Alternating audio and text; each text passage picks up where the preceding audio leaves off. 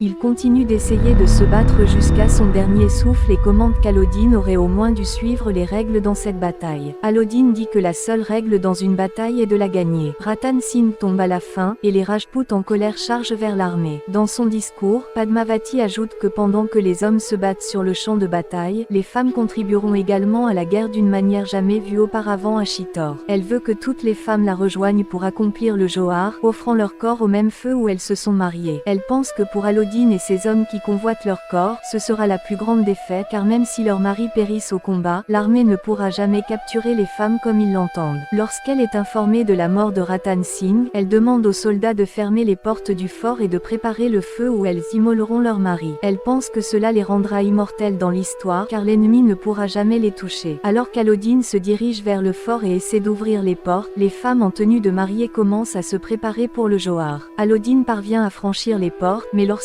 entre dans la seconde, il est accueilli par des femmes hostiles qui commencent à lui jeter des pierres, ainsi qu'à son armée. Alauddin demande à son armée d'attaquer, mais les femmes allument un feu devant lui. Il essaie de prendre une route séparée, mais Padmavati est presque prête à mener toutes les femmes au Johar. Même les femmes, enceintes et celles avec des enfants marchent vers le feu avec fierté. Alors qu'Alauddin essaie de les rattraper, les femmes ferment les portes sur lui alors que Padmavati entre dans le feu, marquant la plus grande défaite d'Alauddin.